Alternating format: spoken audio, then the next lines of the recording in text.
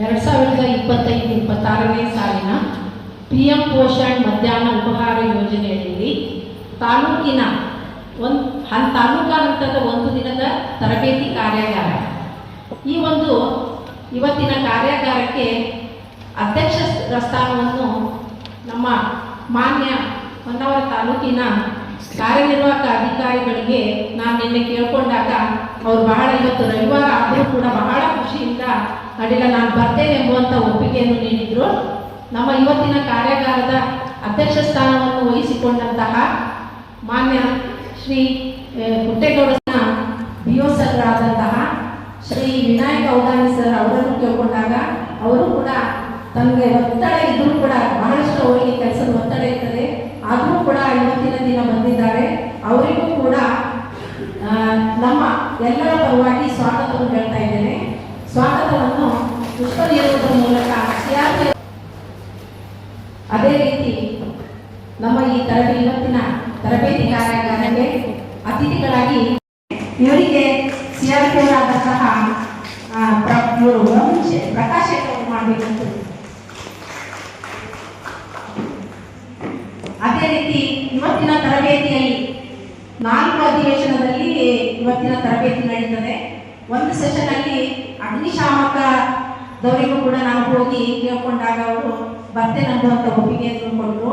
ಅವರಿಗೂ ಕೂಡ ನಮ್ಮ ಈ ಕಾರ್ಯಾಗಾರಕ್ಕೆ ಶ್ರೀ ಪ್ರದೀಪ್ ಸರ್ಗೆ ಇವತ್ತಿನ ಒಂದು ಕಾರ್ಯಾಗಾರಕ್ಕೆ ನಾನು ಸ್ವಾಗತವನ್ನು ಬಯಸ್ತಾ ಇದ್ದೇನೆ. ಅವರಿಗೆ ಅರ್ಚನಾ ನಾಯ್ಕ ಪುಷ್ಪವನ್ನು ಕೊಟ್ಟು ಸ್ವಾಗತ ಮಾಡಬೇಕಂತ ಹೇಳಿ ಕೇಳಿದ್ರು.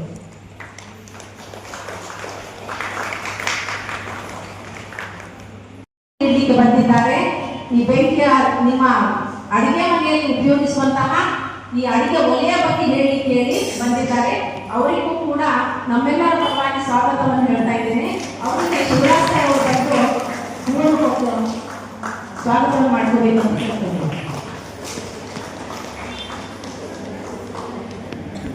ಸ್ಪರ್ಧೆಯನ್ನು ಇವತ್ತಿನ ದಿನ ತಾಲೂಕಾ ಹಂತದಲ್ಲಿ ಮಾಡ್ತಾ ಇದ್ದೇವೆ. ಈ ತಾಲೂಕಾ ಹಂತದ ಅಡುಗೆ ಸ್ಪರ್ಧೆಗೆ ನಿರ್ಣಾಯಕರಾಗಿ ಶ್ರೀಮತಿ ಉಷಾ ನಾಯ್ಕ, ಮುಖ್ಯೋಪಾಧ್ಯಾಯರು, ಸರ್ಕಾರಿ ಹಿರಿಯ ಪ್ರಾಥಮಿಕ ಶಾಲೆ ಹೊನ್ನಾವರ ನಂಬರ್ 1, ಇವರು ಕೂಡ ಬಂದಿದ್ದಾರೆ. ಇವರಿಗೂ ಕೂಡ ನಮ್ಮೆಲ್ಲರ ಪರವಾಗಿ ಸ್ವಾಗತವನ್ನು ಬಯಸ್ತಾ ಇದ್ದೇನೆ. ಅವರಿಗೆ ಪ್ರಾರ್ಥನಾ ಬಂದು ಸ್ವಾಗತವನ್ನು ಮಾಡ್ಕೋಬೇಕಂತ ಕೇಳ್ಬೋದು.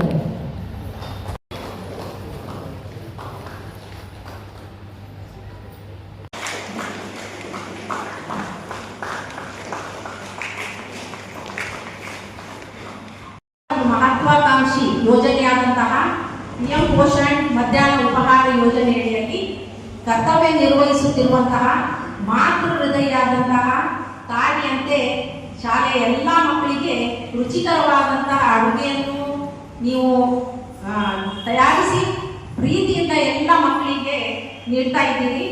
ಇವತ್ತಿನ ಒಂದು ಕಾರ್ಯಾಗಾರದ ಕೇಂದ್ರ ಬಿಂದುವಾದಂತಹ ಈ ತಾಲೂಕಿನ ಎಲ್ಲ ಅಡುಗೆ ಸಿಬ್ಬಂದಿಯವರಿಗೆ ನಮ್ಮೆಲ್ಲರ ಪರವಾಗಿ ಸ್ವಾಗತವನ್ನು ಹೇಳ್ತಾ ಇದ್ದೇವೆ.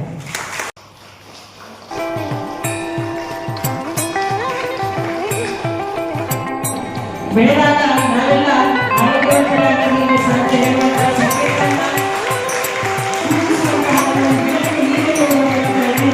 ಕಾರ್ಯಕ್ರಮವನ್ನು ಎಲ್ಲರೂ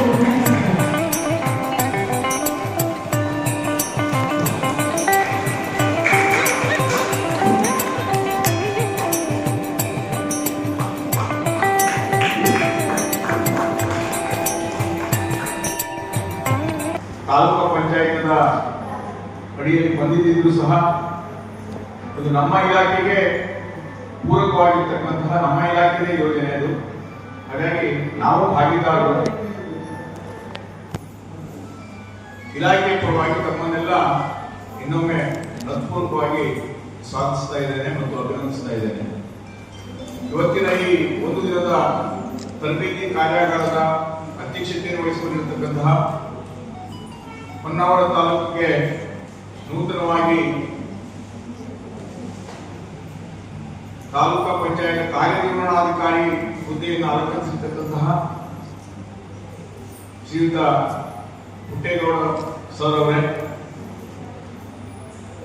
ಈ ಕಾರ್ಯಕ್ರಮವನ್ನು ಇಲ್ಲಿ ಆಯೋಜಿಸಲಿಕ್ಕೆ ಸ್ಥಳಾವಕಾಶವನ್ನು ಮಾಡಿಕೊಟ್ಟು ನಮ್ಮ ಜೊತೆಯಲ್ಲಿ ವೇದಿಕೆ ಮೇಲೆ ಉಪಸ್ಥಿತರಿರತಕ್ಕಂತಹ ಈ ಶಾಲೆಯ ಮುಖ್ಯಾಧ್ಯಾಪಕರಾದಂತಹ ಸ್ನೇಹಿತರಾಗಿರ್ತಕ್ಕಂಥ ಶ್ರೀಯುತ ಬಿ ಎಂ ಭಟ್ ಸರ್ ಅವರೇ, ಈ ತರಬೇತಿಗೆ ಸಂಬಂಧಪಟ್ಟಂತೆ ತಮ್ಮೊಂದಿಗೆ ಅಗ್ನಿ ಸುರಕ್ಷತೆಯ ಮಾಹಿತಿಯನ್ನ ಹಂಚಿಕೊಳ್ಳಿಕ್ಕೆ ಆಗಮಿಸಿದಂತಹ ಅಗ್ನಿಶಾಮಕ ದಳದ ಹೊನ್ನಾವರದ ಘಟಕದ ಶ್ರೀಯುತ ಪ್ರದೀಪ್ ಅವರೇ, ಹಾಗೆ ನಾವೇನು ಗ್ಯಾಸ್ ಸ್ಟವ್ ಅನ್ನು ಉಪಯೋಗಿಸಿಕೊಂಡು ಶಾಲೆಗಳಲ್ಲೇ ಆಗಲಿ ಮನೆಗಳಲ್ಲೇ ಆಗಲಿ ಅಡಿಗೆ ಮಾಡ್ತೇವೆ, ಆ ಸಂದರ್ಭದಲ್ಲಿ ಏನೇನು ತೊಂದರೆಗಳಾಗಬಹುದು ಅಥವಾ ಏನು ಸೇಫ್ಟಿ ಮೆಜರ್ಸ್ ಅನ್ನು ತಗೊಳ್ಬೇಕು, ಯಾವ ರೀತಿ ಅವುಗಳನ್ನು ಉಪಯೋಗಿಸ್ಕೊಳ್ಬೇಕು ಅನ್ನೋದಕ್ಕೆ ತಾಂತ್ರಿಕವಾಗಿರ್ತಕ್ಕಂತಹ ಮಾಹಿತಿಯನ್ನು ನೀಡಲಿಕ್ಕೆ ಆಗಮಿಸಿದಂತಹ ಯಾಕೂಬ್ ಸರ್ ಅವರೇ, ವೇದಿಕೆ ಮೇಲೆ ಉಪಸ್ಥಿತರಿರ್ತಕ್ಕಂತಹ ಅಕ್ಷರ ದಾಸೋಹ ನೌಕರರ ಸಂಘದ ತಾಲೂಕು ಅಧ್ಯಕ್ಷರಾದಂತಹ ಶ್ರೀಮತಿ ನಾಯ್ಕರವರೇ, ಹೊನ್ನಾವರ ನಂಬರ್ 1 ಶಾಲೆಯ ಮುಖ್ಯಾಧ್ಯಾಪಕರು, ಹಾಗೆ ಇವತ್ತಿನ ಅಡುಗೆ ಸ್ಪರ್ಧೆ ಏನಿದೆ ಅದರ ನಿರ್ಣಾಯಕರಾಗಿಯೂ ಆಗಮಿಸಿದಂತಹ ಶ್ರೀಮತಿ ಉಷಾ ನಾಯ್ಕರವರೇ, ಇನ್ನೋರ್ವ ಹೊನ್ನಾವರ ತಾಲೂಕಿನ ಕುರುಕೋಡು ಪ್ರಾಥಮಿಕ ಶಾಲಾ ಶಿಕ್ಷಕಿಯಾಗಿರ್ತಕ್ಕಂತಹ ಹಾಗೆ ಅಡುಗೆ ಸ್ಪರ್ಧೆಯ ನಿರ್ಣಾಯಕರಾಗಿ ಆಗಮಿಸಿದಂತಹ ಶ್ರೀಮತಿ ಗೌರಿ ಭಟ್ ಅವರೇ,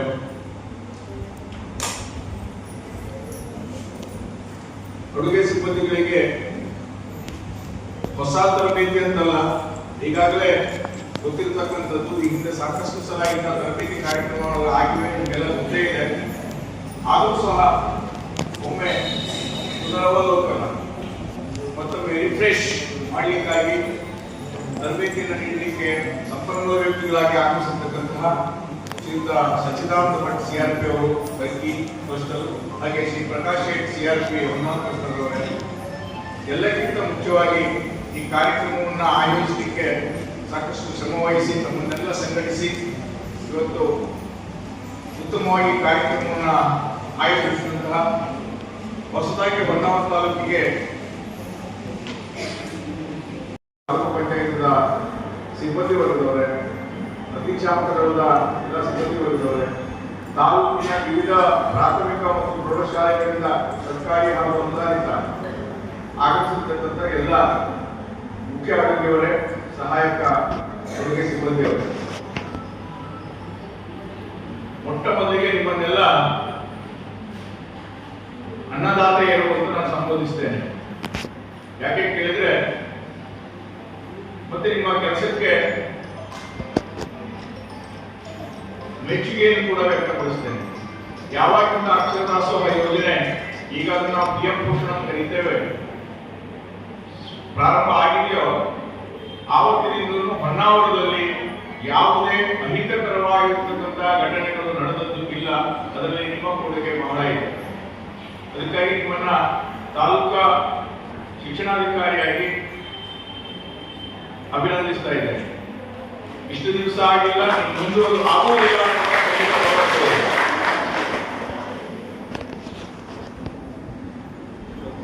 ನಿಮಗೆ ನಿಮ್ಮದೇ ಆದಂತಹ ಖಂಡಿತ ಜವಾಬ್ದಾರಿ ಇದೆ.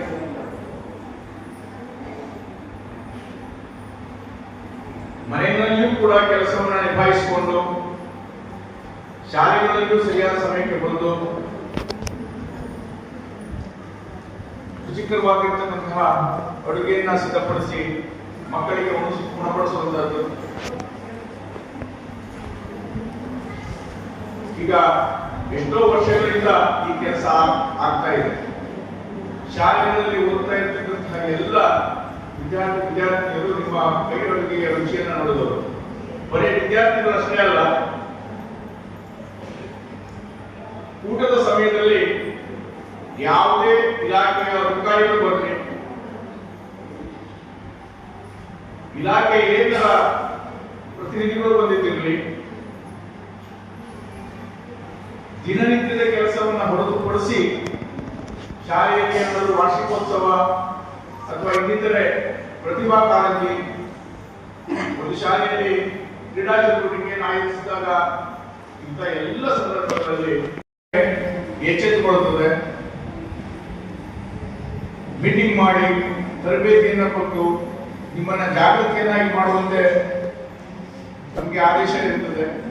ಆ ನಿಟ್ಟಿನಲ್ಲಿ ಇವತ್ತಿನ ದಿವಸ ನಿಮ್ಮನ್ನೆಲ್ಲ ಕರೆಸಿ ಮತ್ತೊಮ್ಮೆ ರಿಫ್ರೆಶ್ ಮಾಡಲಿಕ್ಕಾಗಿ ಇವತ್ತಿನ ಒಂದು ತರಬೇತಿಯನ್ನು ಆಯೋಜನೆ ಮಾಡಿದ್ವಿ. ಶ್ರೀ ವಿನಾಯಕ್ ಗೌಧಾನಿ ಸರ್ ಅವರಿಗೆ ಧನ್ಯವಾದಗಳು. ಮುಖ್ಯೋಪಾಧ್ಯಾಯರು ಸೇಂಟ್ ಥಾಮಸ್ ಹೈಸ್ಕೂಲ್ ಹೊನ್ನಾವರ, ಇವರು ಈ ಒಂದು ಕಾರ್ಯಕ್ರಮದ ಕುರಿತು ಒಂದೆರಡು ನುಡಿಗಳನ್ನು ಆಡಬೇಕಂತ ಅವರಿಗೆ ವಿನಂತಿಸ್ತಾರೆ.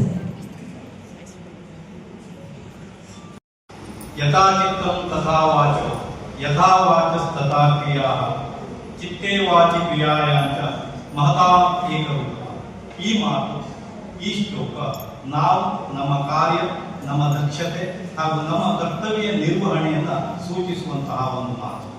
ಯಾಕೆ ನಾನು ಈ ಮಾತಿನಿಂದ ಪ್ರಾರಂಭಿಸಿದ್ದೇನೆ ಅಂತಂದ್ರೆ, ಸ್ನೇಹಿತರೆ, ವೇದಿಕೆಯ ಮೇಲೆ ಇಂದು ಈ ಕಾರ್ಯಕ್ರಮವನ್ನು ನೀರೆರೆದು ಗಿಡಕ್ಕೆ ಪೋಷಿಸಿ ಬೆಳೆಸಿ ಸಮೃದ್ಧವಾದಂತಹ ನಾಡು ಸಮಾಜವನ್ನು ನಿರ್ಮಾಣ ಮಾಡಲಿಕ್ಕೆ ಬೇಕಾಗುವಂತಹ ಒಂದು ಸಂಕೇತದ ಕಾರ್ಯಕ್ರಮದೊಂದಿಗೆ ಇಂದಿನ ಸಭಾ ಕಾರ್ಯಕ್ರಮ ಚಾಲನೆ. ನಮ್ಮ ತಾಲೂಕಿಗೆ ನೂತನವಾಗಿ ಆಗಮಿಸಿದಂತಹ ಮಂಡ್ಯದವರು ಹೊನ್ನಾವರಕ್ಕೆ ಆಗಮಿಸಿ ಶ್ರೀಯುತ ಪುಟ್ಟೇಗೌಡ ಸರ್ ಅವರು ಈ ಕಾರ್ಯಕ್ರಮದ ಶೋಭೆಯನ್ನು ಬೆಳಗಿಸಿದ್ದಾರೆ. ತುಂಬಾ ಸಂತೋಷ. ಯಾಕೆಂತಂದ್ರೆ ದಕ್ಷತೆ ಎನ್ನುವಂತಹದ್ದು ಅವರ ಕರ್ತವ್ಯ ನಿರ್ವಹಣೆಯಲ್ಲಿ ಕಂಡುಬರುತ್ತದೆ.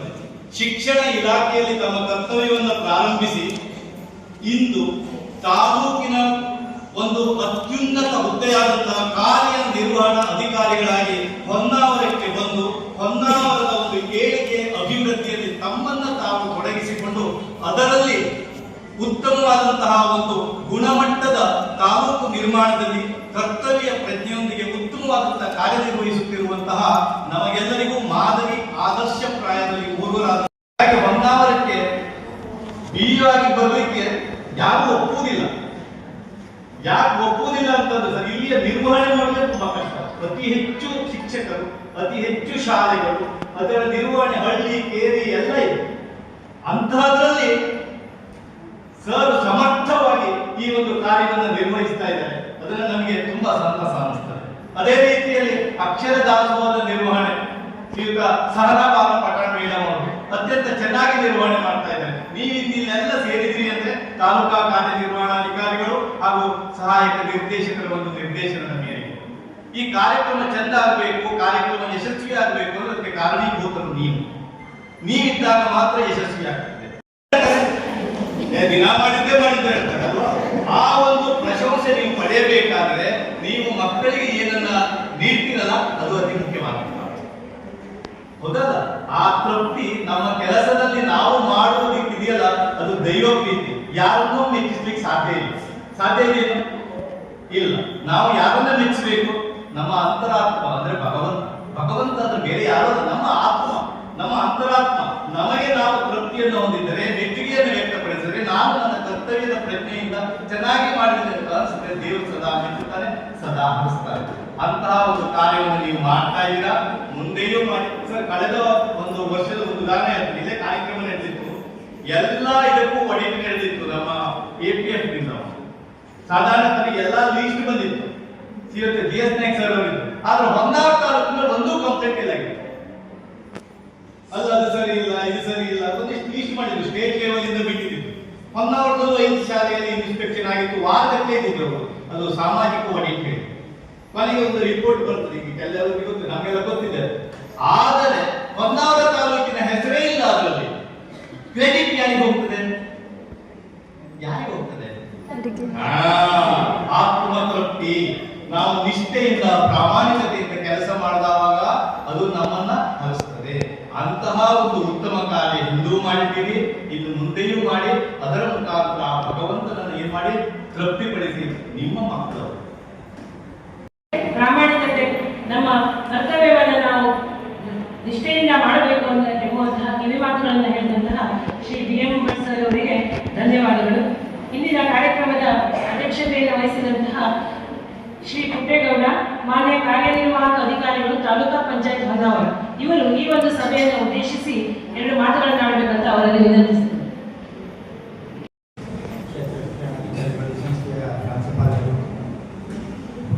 ಮತ್ತೆ ನಮ್ಮ ಶಿಕ್ಷಣ ಇಲಾಖೆಯ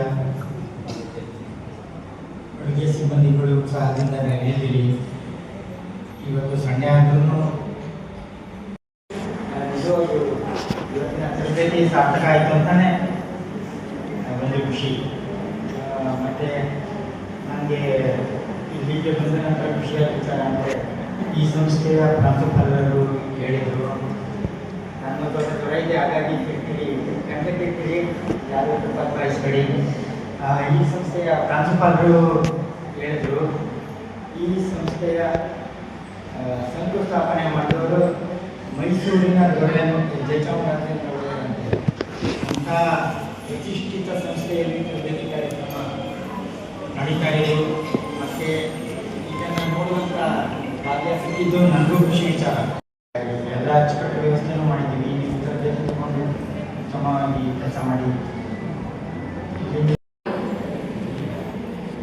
ಊಟ ಮುಗಿದ ಮೇಲೆ ತಾಂಬೂಲ ಎನ್ನುವಂತೆ ನನ್ನದು ವಂದನಾರ್ಪಣೆ ಕಾರ್ಯಕ್ರಮ. ಎಲ್ಲ ಅನ್ನಪೂರ್ಣೆ ತಾಯಿ ಅನ್ನಪೂರ್ಣೇಶ್ವರಿಯರ ಮುಂದೆ ನಾನಿಂದು ನಿಂತಿದ್ದೇನೆ. ತುಂಬ ಖುಷಿ ಆಗ್ತಾ ಇದೆ. ಹಾಗೆ ಇಂದಿನ ಕಾರ್ಯಕ್ರಮದ ಉದ್ಘಾಟನೆಯನ್ನು ಮಾಡಿದ ಶ್ರೀ ವಿನಾಯಕ ಉದಾನಿ ಸರ್, ಮಾನ್ಯ ನಮ್ಮ ಕ್ಷೇತ್ರಾಧಿಕಾರಿಗಳಿಗೆ, ಅತಿಥಿಗಳಾಗಿ ಆಗಮಿಸಿದಂತಹ ಇದೇ ಶಾಲೆಯ BM ಭಟ್ ಸರ್ ಅವರಿಗೆ ನಾನು ನನ್ನ ವೈಯಕ್ತಿಕವಾಗಿ ಹಾಗೂ ನಿಮ್ಮೆಲ್ಲರ ಪರವಾಗಿ ಧನ್ಯವಾದಗಳನ್ನು ಅರ್ಪಿಸ್ತಾ ಇದ್ದೇನೆ. ಹಾಗೆ ಅಕ್ಷರ ದಾಸೋಹದ ನಿಮ್ಮೆಲ್ಲರ ಪ್ರತಿನಿಧಿಯಾಗಿರುವಂತಹ ಶ್ರೀಮತಿ ಮೋಹನ್ ನಾಯ್ಕ್ ಇವರಿಗೆ ನಾನು ಧನ್ಯವಾದಗಳನ್ನು ಅರ್ಪಿಸ್ತಾ ಇದ್ದೇನೆ. ಹಾಗೆ ಇಂದಿನ ಕಾರ್ಯಕ್ರಮವನ್ನು ನಿರೂಪಣೆ ಮಾಡುತ್ತಿರುವಂತಹ ಗೌರಿ ಭಟ್ ಮೇಡಮ್ ಅವರಿಗೂ ಸಹ ಧನ್ಯವಾದಗಳನ್ನು ಅರ್ಪಿಸ್ತಾ ಇದ್ದೇನೆ. ಅಗ್ನಿಶಾಮಕ ದಳದ ಸಹಾಯಕ ನಿರ್ದೇಶಕರಾದಂತಹ ಶ್ರೀ ಪ್ರದೀಪ್ ನಾಯ್ಕ್ ಅವರು ವೇದಿಕೆಯಲ್ಲಿದ್ದಾರೆ. ಅವರಿಗೂ ಸಹ ಧನ್ಯವಾದಗಳನ್ನು ಅರ್ಪಿಸ್ತಾ ಇದ್ದೇನೆ. ರಚನಾ ಶ್ರೀ ಯಾಕೂಬ್ ಸರ್ ಅವರು ಇದ್ದಾರೆ. ಅವರಿಗೂ ಸಹ ನಾನು ಧನ್ಯವಾದಗಳನ್ನು ಅರ್ಪಿಸ್ತಾ ಇದ್ದೇನೆ. ಇಂದಿನ ಕಾರ್ಯಕ್ರಮಕ್ಕೆ ಆಗಮಿಸಿದಂತಹ ಸಿಆರ್ಪಿಗಳಾದಂತಹ ಶ್ರೀ ಸಿದ್ದರಾಮ್ ಸರ್ ಹಾಗೂ ಪ್ರಕಾಶ್ ಶೆಟ್ಟಿ ಸರ್ ಅವರು ನಮ್ಮ ಜೊತೆ ಇದ್ದಾರೆ. ಅವರಿಗೂ ಸಹ ಧನ್ಯವಾದಗಳನ್ನು ಅರ್ಪಿಸ್ತಾ ಇದ್ದೇನೆ. ಅಕ್ಷರ ದಾಸೋಹದ ಸಿಬ್ಬಂದಿ ವರ್ಗದವರಾದ ರಕ್ಷಣಾ ಹಾಗೂ ಉಳಿದ ಸಿಬ್ಬಂದಿ ವರ್ಗದವರಿಗೆ ನಾನು ಧನ್ಯವಾದಗಳನ್ನು ಅರ್ಪಿಸ್ತಾ ಇದ್ದೇನೆ. ಇಂದಿನ ಕಾರ್ಯಕ್ರಮಕ್ಕೆ ಪ್ರಾರ್ಥನೆ ಮಾಡಿದಂತಹ ಕುಮಾರಿ ಪ್ರಾರ್ಥನಾ ಹಾಗೂ ಸುರಕ್ಷತಾ ಇವರಿಗೂ ಸಹ ಧನ್ಯವಾದಗಳು. ಹಾಗೆ ಇಂದು ನಿಮ್ಮೆಲ್ಲರ ನಡುವೆ ಅಗ್ನಿಶಾಮಕ ದಳದವರಿದ್ದಾರೆ, ಅವರಿಗೂ ಸಿಬ್ಬಂದಿ ವರ್ಗದವರಿದ್ದಾರೆ. ಅವರಿಗೂ ಸಹ ನಾನು ಧನ್ಯವಾದಗಳನ್ನು ಅರ್ಪಿಸ್ತಾ ಇದ್ದೇನೆ. ಎಲ್ಲ ಶಾಲೆಯ ಆರೋಗ್ಯ ಸಿಬ್ಬಂದಿ ವರ್ಗದವರಿಗೂ ಸಹ ಧನ್ಯವಾದಗಳನ್ನು ಅರ್ಪಿಸ್ತಾ, ಇನ್ನು BM ಭಟ್ ಸರ್ ಅವರು ನಮಗೆ ಈ ಸ್ಥಳಾವಕಾಶವನ್ನು ಮಾಡಿಕೊಟ್ಟಿದ್ದಾರೆ. ಅವರಿಗೂ ಸಹ ನಾನು ಧನ್ಯವಾದಗಳನ್ನು ಅರ್ಪಿಸ್ತಾ ಇದ್ದೇನೆ. ಹಾಗೆ ಮತ್ತೆ ಬಂದಂತಹ ಎಲ್ಲ ಅತಿಥಿಗಳಿಗೂ ಸಹ ಧನ್ಯವಾದಗಳನ್ನು ಅರ್ಪಿಸುತ್ತಾ ನನ್ನ ವಂದನಾರ್ಪಣೆಯನ್ನು ಮುಗಿಸ್ತಾ ಇದ್ದೇನೆ.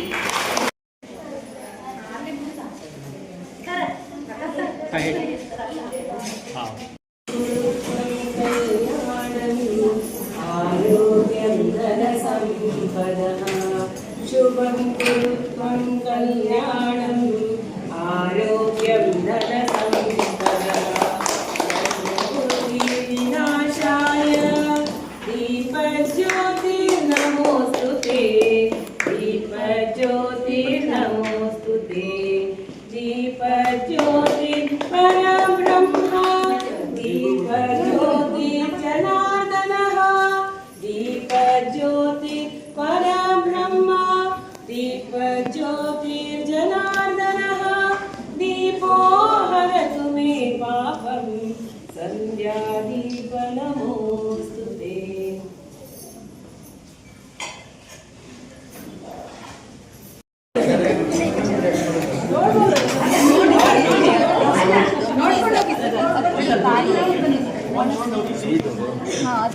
ಒಂದು ರೌಂಡ್ ನೋಡ್ಕೊಂಡು ಹೋಗಿ ಸರ್, ಹೀಗೆ ನೋಡ್ಕೊಂಡು ಹೋಗಿ ಏನೇನಿದೆ ಆಗಲ್ಲ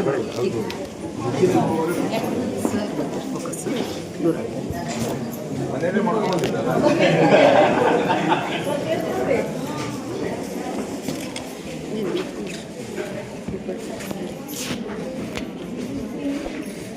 ಇದೇನು ಚಿಕನ್ ಕಬಾಬ್ ಅಲ್ಲಲ್ಲ ಮಸಾಲೆ ಸೊಪ್ಪಿನ ಬಜೆ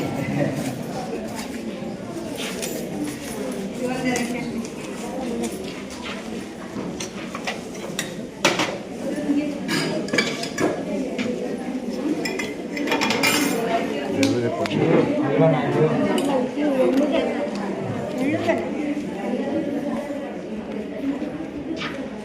ಇದು ಒಂದು ಎಲೆವಿನ ತಂಬಳಿ ಜ್ಞಾನ ಅದು ಇದು ಗುರುಳೆ ಪಲ್ಯ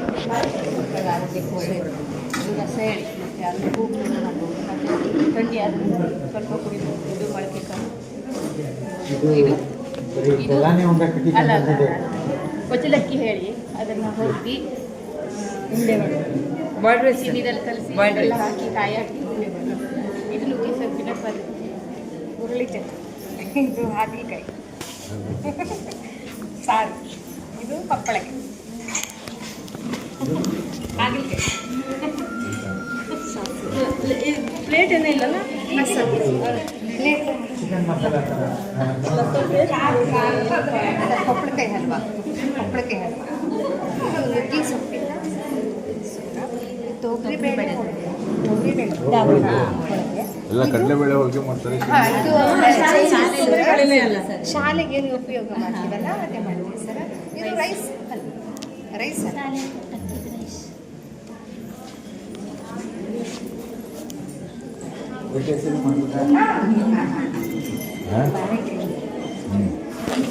ಸೋರೆಕಾಯಿಯಿಂದ ಮಾಡಿದಾಗ ಸೋರೆಕಾಯಿ ಎಳೆ ತೆಂಗಿನಕಾಯಿ ಹಾಲು ಸೋರೆಕಾಯಿ ಹಾಂ ಸೋರೆಕಾಯಿ ಅದ್ರದ್ದು ಹಲ್ವಾ ಹೌದು ಹಲ್ವಾ ಹಾಂ ಜಾಸ್ತಿ ಕಾಯಿ ಹಾಕಿ ಕಟ್ ಮಾಡಿ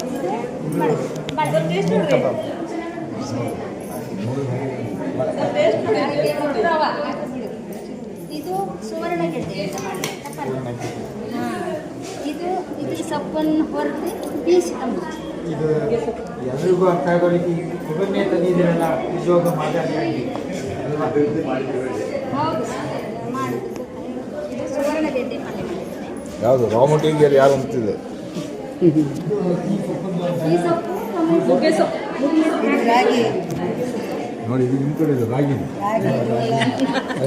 ಗೋಧಿ ಎಲ್ಲ ಪೀಸ್ ಮಾಡಿ ಇದು ರಾಗಿ ತಂಬಿಟ್ಟು ಅಂತಾನೆ ತಂಬಿಟ್ಟಲ್ಲ ಉಂಡೆ ಲಾಡು ಇದು ನೋಡಿ ಸರ್ ಟೇಸ್ಟ್ ಇದೆ ನೋಡಿ ಸರ್ ನೋಡಿ ತಿನ್ನಿ ಟೇಸ್ಟ್ ಬಂದರೆ ಶಾಲೆ ಹುಡುಗರಿಗೆ ಮಾಡ್ತಾರೆ ನಮ್ಮ ಹಾಕ್ತಾರೆ ಮನೆಗೆ ಅಲ್ಲೇ ಬಿಟ್ಟಾಕ್ತಾರೆ ನೋಡಿ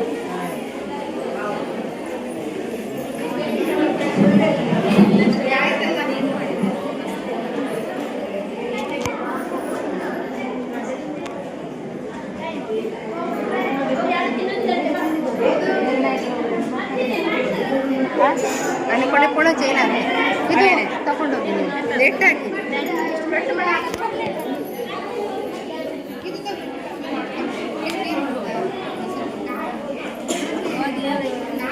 ಬರೀ ಫೋಟೋ ತೆಗೆದು ಟೇಸ್ಟ್ ಮಾಡ್ತೀರಾ ಟೇಸ್ಟ್ ನೋಡ್ರೆ ಬರುವಿರ ಅವ್ರಿಗೆ ಬರ್ತಾರೆ ಅವರು ಮತ್ತೆ ಅಲ್ಲ ಅವರು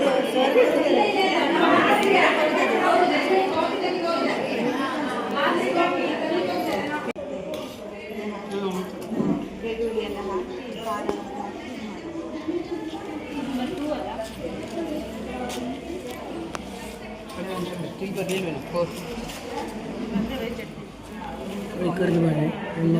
ಫೋಟೋ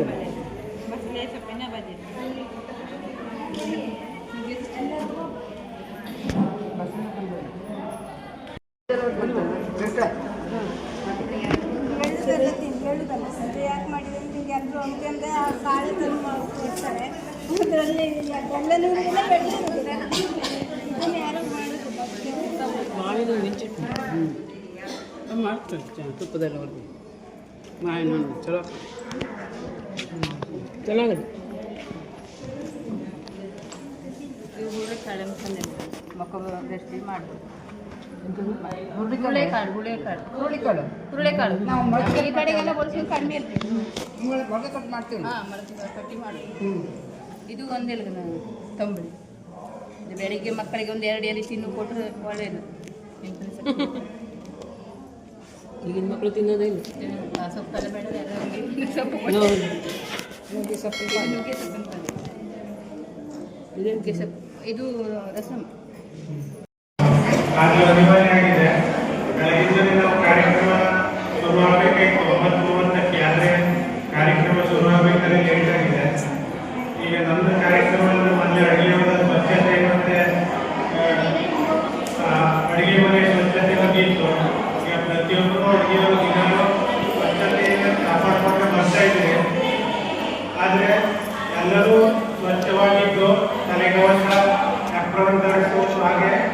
ಕವಚ ನೀವು ಹಾಕಿರ್ಬೇಕು ಗ್ಲೌಸ್ ಅನ್ನೋದು ಅದು ಅನಿವಾರ್ಯ ಆಗಿದೆ. ಬೆಳಗಿನ ನಾವು ಕಾರ್ಯಕ್ರಮ ಶುರು ಆಗಬೇಕಾಯ್ತು 9:30ಕ್ಕೆ, ಆದರೆ ಕಾರ್ಯಕ್ರಮ ಶುರು ಆಗಬೇಕಾದ್ರೆ ಲೇಟ್ ಆಗಿದೆ. ಈಗ ನಮ್ಮದು ಕಾರ್ಯಕ್ರಮ ಮೊದಲೇ ಅಡುಗೆ ಮನೆ ಸ್ವಚ್ಛತೆ ಮತ್ತೆ ಅಡುಗೆ ಮನೆ ಸ್ವಚ್ಛತೆ ಬಗ್ಗೆ ಇತ್ತು. ಈಗ ಪ್ರತಿಯೊಬ್ಬರು ಅಡುಗೆ ದಿನವೂ ಸ್ವಚ್ಛತೆಯನ್ನು ಕಾಪಾಡಿಕೊಂಡು ಬರ್ತಾ ಇದ್ದೀವಿ. ಆದರೆ ಎಲ್ಲರೂ ಸ್ವಚ್ಛವಾಗಿದ್ದು ತಲೆಗವಚ, ಅಪ್ರನ್ ಧರಿಸುವುದು, ಹಾಗೆ ಕೈಗವಚ ನೀವು ಹಾಕಿರ್ಬೇಕು ಗ್ಲೌಸ್ ಅನ್ನೋದು ಕೈಗವಚಕ್ಕೆ ಗ್ಲೌಸ್ಗಳನ್ನು ಹಾಕೊಂಡೇ ಕರ್ಕೊಂಡಿದೆ. ಆದರೆ ಎಲ್ಲರಿಗೂ ತೊಂದರೆ ಆಗ್ತದೆ ಮತ್ತು ಯಾವ್ದೇ ನಿಯಮ ಇದೆ, ಇಲಾಖೆಯ ಸುತ್ತೋಲೆ ಪ್ರಕಾರ ಅದನ್ನು ಧರಿಸಬೇಕಾಗಿದೆ. ಆದರೂ ಕೂಡ ಎಲ್ಲರೂ ಸ್ವಚ್ಛತೆಯಿಂದ ಅಡುಗೆಯನ್ನು ಮಾಡಿ ಮತ್ತು ಹಾಗೆ ಅಡುಗೆಯ ಒಂದು ವರ್ಷದಲ್ಲಿ 2 ಸಲ ಆರೋಗ್ಯ ತಪಾಸಣೆ ವರದಿಯನ್ನು ಮುಖ್ಯ ಶಿಕ್ಷಕರಿಗೆ ತಂದುಕೊಡ್ಬೇಕು ಅಂತಿದೆ ಜೂನ್ನಲ್ಲಿ ಮತ್ತು ಜನವರಿಯಲ್ಲಿ. ಆದರೆ ವರ್ಷದಲ್ಲಿ 1 ಸಲ ತಂದುಕೊಡ್ತಾರೆ ಇರಬೇಕು.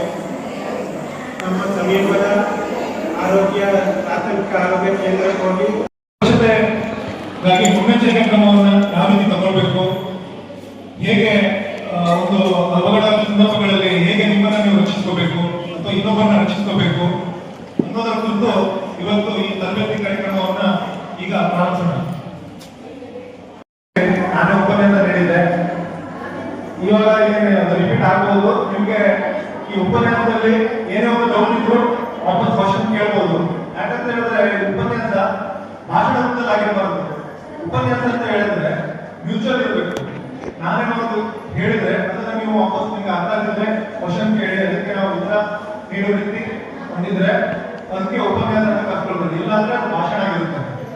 ಸೊ ಈಗ ಮೊದಲನೇದಾಗಿ ಪ್ರಾರಂಭ. ಎಲ್ಲರಿಗೂ ಬೆಂಕಿ ಅಂದ್ರೆ ಗೊತ್ತಾ? ಬೆಂಕಿ ಅಂದ್ರೆ ಏನಂತ ಎಲ್ಲರಿಗೂ ಗೊತ್ತಲ್ವಾ? ಬೆಂಕಿ ಅಂದ್ರೆ ಏನು? ಕೆಲವರು ಹೇಳ್ತಾರೆ ಬೆಂಕಿ ಅಂದ್ರೆ ಫೈರ್, ಫೈರ್ ಅಂದ್ರೆ ಬೆಂಕಿ ಅಷ್ಟೇ ಹೇಳ್ತಾರೆ. ಆದ್ರೆ ಬೆಂಕಿ ಅಂದ್ರೆ ಅದೊಂದು ರಾಸಾಯನಿಕ ಪ್ರಕ್ರಿಯೆ. ಅದು 3 ಸಂಯುಕ್ತಗಳಿಂದ ಸಂಭವಿಸುತ್ತೆ. ಕೇವಲ ಒಂದು ಪೇಪರ್ ಇದ್ರೆ ಬೆಂಕಿ ಆಗಲ್ಲ, ಅಥವಾ ಕೇವಲ ಒಂದು ಪ್ಲಾಸ್ಟಿಕ್ ಇದ್ರೆ ಬೆಂಕಿ ಆಗಲ್ಲ. ಅದಕ್ಕೆ ಉರಿಯುವಂತ ವಸ್ತು ಹಾಗೂ ಶಾಖ ಹಾಗೂ ಆಮ್ಲಜನಕ ಈ 3 ಕೂಡ ಸರಿಯಾದ ಸಂಯುಕ್ತ ಪ್ರಮಾಣದಲ್ಲಿ ಮಿಶ್ರಣಗೊಂಡಾಗ ಅದು ಬೆಂಕಿಯ ರೂಪಕ್ಕೆ ಪರಿವರ್ತನೆ ಆಗುತ್ತೆ. ಅರ್ಥ ಆಯ್ತಾ? ಬೆಂಕಿ ಅಂದ್ರೆ 3 ಸಂಯುಕ್ತ ವಸ್ತುಗಳ ಸರಿಯಾದ ಸಮ್ಮಿಶ್ರಣದಿಂದ ಸಂಭವಿಸುವ ಪ್ರಕ್ರಿಯೆಯೇ ಬೆಂಕಿ. ಯಾವುದಾದ್ರೂ ಒಂದು ಸಂಯುಕ್ತ ಸಿಗ್ಲಿಲ್ಲಪ್ಪ, ಫಾರ್ ಎಕ್ಸಾಂಪಲ್ ಆಕ್ಸಿಜನ್ ಸಪ್ಲೈ ಇಲ್ಲ, ಅಥವಾ ಹೀಟ್ ಸಿಗ್ಲಿಲ್ಲ, ಅಥವಾ ಉಳಿಯುವಂತ ವಸ್ತು ಇಲ್ಲಪ್ಪ, ಆವಾಗ ಬೆಂಕಿ ಸಂಭವಿಸಲ್ಲ. ಆದ ಕಾರಣ ನಾವು ಎಲ್ಲಾ ಬೆಂಕಿಯನ್ನು ಒಂದೇ ರೀತಿ ಹಾಕ್ಬೋದಾ? ನೀವು ಹೇಳಿ, ಎಲ್ಲಾ ಬೆಂಕಿಯನ್ನು ಒಂದೇ ರೀತಿಯಲ್ಲಿ ಹಾಕ್ಬೋದಾ? ಒಂದೇ ಮಾಧ್ಯಮದಲ್ಲಿ ಹಾಕ್ಬೋದಾ? ಇಲ್ಲ, ಹಾಕಕ್ಕೆ ಸಾಧ್ಯ ಇಲ್ಲ ಅಲ್ವಾ? ನಮ್ಗೆ ಜನರಲ್ ಆಗಿ ಈ ಬೆಂಕಿ ಆದಾಗ ಒಂದು ಹಾಕಕ್ಕೆ ಹಲವು ಮಾಧ್ಯಮಗಳು ಇರ್ತವೆ. ಒಂದು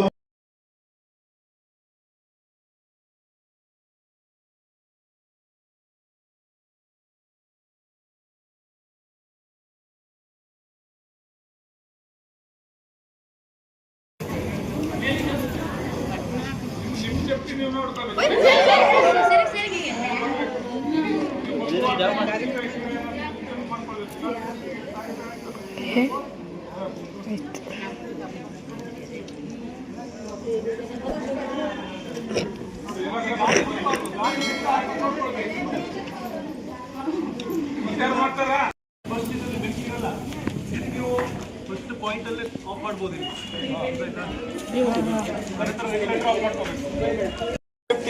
ಈಗ ರಬ್ಬರ್ ಗ್ಯಾಸ್ ಇಂದ ಲೀಕೇಜ್ ಆಗಿ ಹೋಗ್ತದೆ, ಆವಾಗ ನೀವು ಈ ತರ ಎಲ್ಲ ಮಾಡ್ಲಿಕ್ಕೆ ಆಗ್ತದೆ. ಏನಾಯ್ತಾ ಏನಾಗುದಿಲ್ಲ, ಹಾಗೆ ಮಾಡ್ರೆ ಆಯ್ತು ಅಷ್ಟೇ. ಇಲ್ಲದ್ರೆ ಪಾಯಿಂಟ್ ನಲ್ಲಿ ಬೆಂಕಿ ಇರ್ತದಲ್ಲ, ಅಲ್ಲಿ ಕೈಯಿಂದ ಅಲ್ಲ ಮತ್ತೆ ಬಂದಾಗ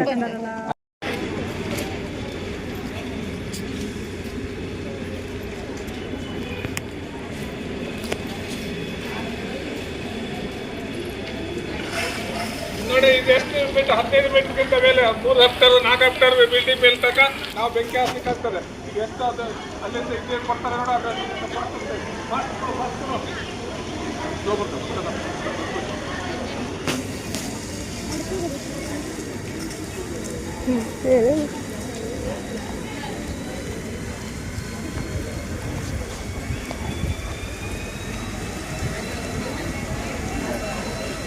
ಇದರಿಂದ 3 ಫ್ಲೋರ್ವರೆಗೆ ಬೆಂಕಿಯನ್ನು ಹಚ್ಬೋದು.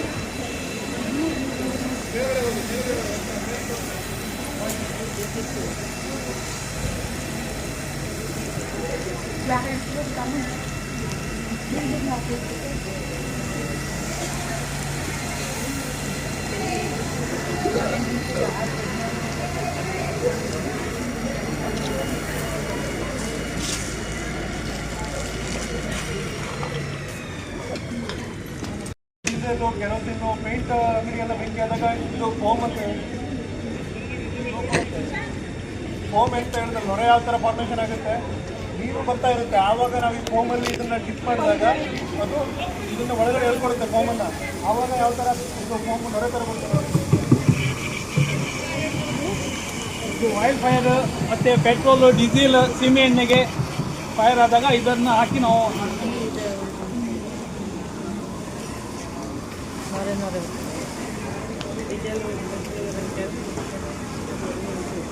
ಇದು ಆಯಿಲ್ ಫೈರ್ ಆಗಿ ನಾವು ಯೂಸ್ ಮಾಡ್ತೇವೆ.